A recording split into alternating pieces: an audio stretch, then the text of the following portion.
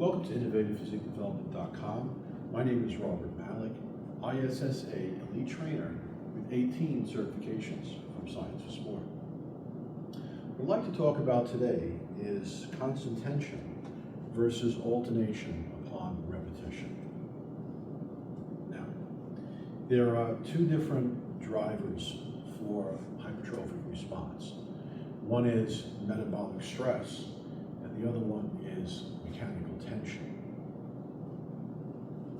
When you place mechanical tension upon your muscles and contract them and do not allow the muscles to relax, you're not allowing blood flow to get into your muscles. When your muscles contract and relax, they assist with circulation. When your muscles contract, your veins are compressed, and your veins have one-way valves. And this helps to keep circulation of blood flowing through your circulatory system, through your muscles. When your muscles are in a contracted position, this reduces the amount of blood significantly that can flow into your muscles and then remove metabolic waste products such as lactic acid, hydrogen ions, and many other byproducts that are detrimental towards forceful continued contractions. Now, if you are doing sets, the question arises, well, should I alternate arms? Should I relax in between each rep? Or should I maintain constant tension on the muscle? Okay. If you maintain constant tension upon the muscle, this will provide metabolic stress, but provide it very quickly, and then take away your ability to have optimal tension upon your muscles. Now, there's nothing wrong with maintaining constant tension on your muscle, but just you have to understand that this is going to rapidly create metabolic stress, which is good, but this direction will take away from the mechanical tension that you're going to be able to provide to your muscles over time. Ever since you want to have both, focusing on one without the other is not optimal. So while doing sets where you maintain constant tension is beneficial, doing sets where you don't maintain constant tension is also beneficial. Okay? So let's say, for instance, if you're doing rows, okay? Now, you grab a hold of the handles, you pull them back, and you hold. Now, you let out on this arm, and you bring it back. Then you let out on this arm, and you bring it back. And you keep going like this, alternating. However, you're maintaining constant tension right now because you're never letting down that weight. So you're pulling back, you're holding it, and then you're going back and forth while you're holding the weight. If you were to do this, you would very quickly begin to fatigue as your muscles are constantly being contracted, particularly your back in this case. And you will metabolically fatigue very quickly. Now, to take a look at this from another perspective, all right, if you were to pull one arm at a time, 1, 2, 3, 4, you're also essentially doing the same thing because you're never giving your muscle a chance to relax. The thing is, you don't need much time to relax. Take a look at situations, for example, with a runner. As a runner is running, how fast the runner's legs are moving. Contract, very faster than a rate of 1 second. But that very short time frame of relaxation and contraction of the muscle gives enough time to aid in the blood flow, remove byproducts that are detrimental towards maintaining tension, and the repetitions are able to continue, okay?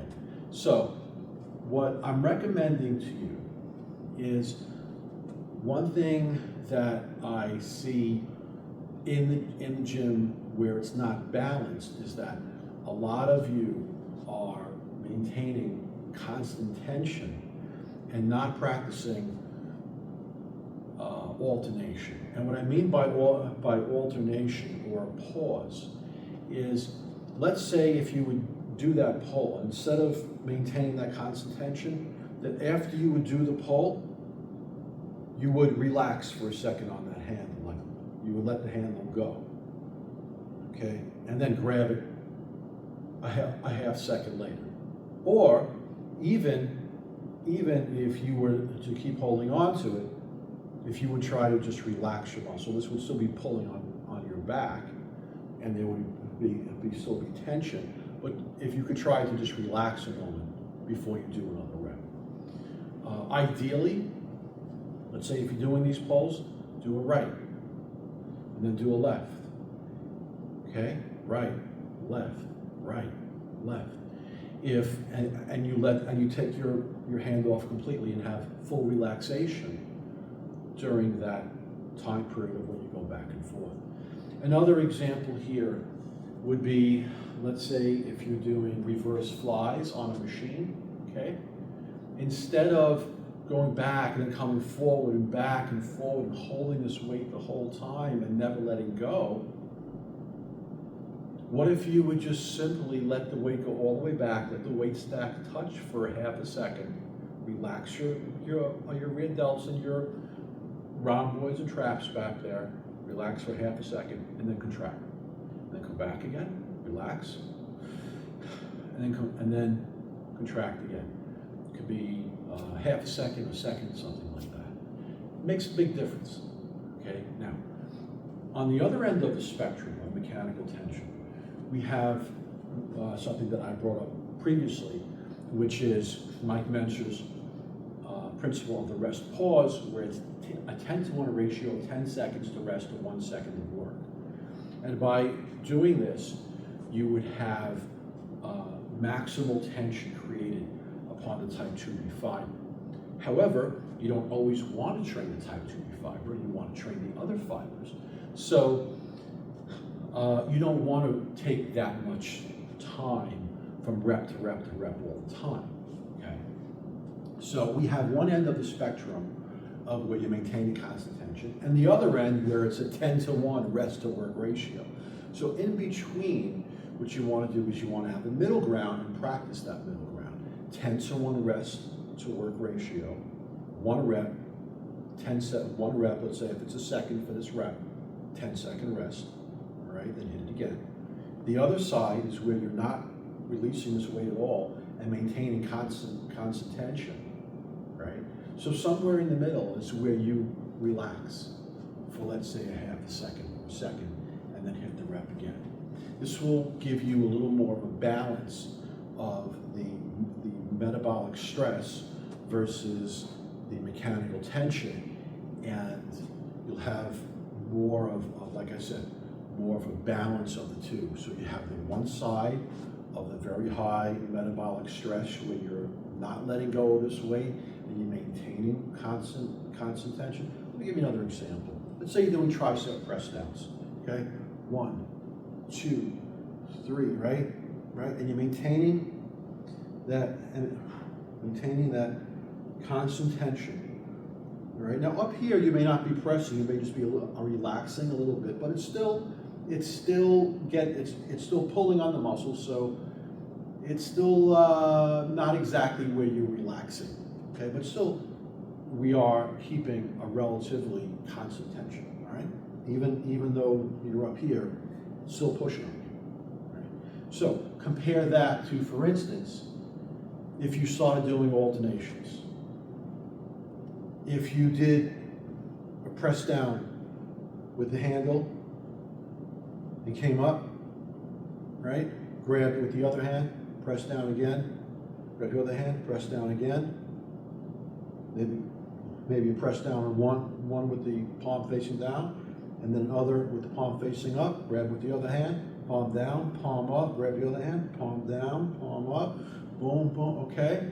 So you can kind of go back and forth that way too. Say 2 reps, and then you go the other, and you go back. This is going to prolong your ability to do the set, increase your mechanical tension, decrease your metabolic stress. You'll be able to rep for a longer period of time. You'll still finally metabolic stress out, but you'll have more of a blend of a little high where you'll be able to do more reps with more resistance for greater mechanical tension while still getting in your metabolic stress end as well. So once again, I'm just giving you different examples. There could be a million different examples. Just understand that when the muscle is contracting and it's relaxing, when it's flexion and extension, when you're moving the muscle and also contracting and relaxing, you're enabling the blood flow to happen. So just keep this in mind. The ability of your body and of your muscles to clear out the toxins. The more the muscle is moving and not fully contracted, the more that's moving, but not just moving, okay, not just moving, but also where it has, let's say, a moment of relaxation. So let's say if you're on a pec fly machine, all right, so you did your rep, okay, and you came back again, and if you were able to relax those handles, if the handles aren't still pushing back at you, able to relax those hands for a second, so you came all the way back in a period of relaxation here, and then you hit it again, you came back again. See, now this is where on a pec fly machine, you may not want to have those handles all the way back for a greater stretch. You may want to have them forward so that you can have that momentary, let's say if it stops here, all right, whereas, okay, here it's still going back, so wait, we have constant tension, all right? Try setting it a little forward where you don't have that constant tension anymore. And it's basically now it's at 0. Take a breath and then hit it again. So like I was saying, you have the 2 extremes. You have the 10-second rest to work. You have the one where it's where it's constant tension, and then you have what's in the middle. But like I was saying, also keep in mind that as the muscle is flexing and extending, this is aiding in circulation. But if it's always contracted, it's a negative towards the circulation. Okay. Keep these 2 things in mind as far as what's impeding your blood flow, so you understand if it's always contracted, it's impeding the blood flow. If your muscle's able to fully relax, great, great. All right. If your muscle's still moving but it's always contracted, well, not so good. But at least it's moving and not in a totally locked position where it's not moving. So, here's the point. There are principles and there are methods. All right. The methods go into the millions. There's so many different combinations of how this can be done. But when you have an understanding of the science and what is occurring here, then you can begin to formulate a routine or a certain set that works for you, that you want to do and that you want to feel. So it's not just about the form, and I did a video about this. It's not just about the form and what you want to feel with your form, but it's also what you want to feel upon your muscles. If you're burning out too fast, and because of that, you weren't able to do the kind of weight and repetitions with the weight that you had hoped for, then what you may want to do there is have those rest pauses, have those little rest areas in there. Alternate from one arm to the other. If you're doing 2 arms, you relax the weight for a moment, you pick it up again, all right, and then you do another rep, okay? So, all right, any questions? Feel free to email me at innovativephysiquedevelopment@gmail.com. You could call at 516-236-3781. You can text, and you could also leave any comments that you wish on this YouTube presentation. If you like this presentation, please give it a thumb up, and I look forward to having you back for more episodes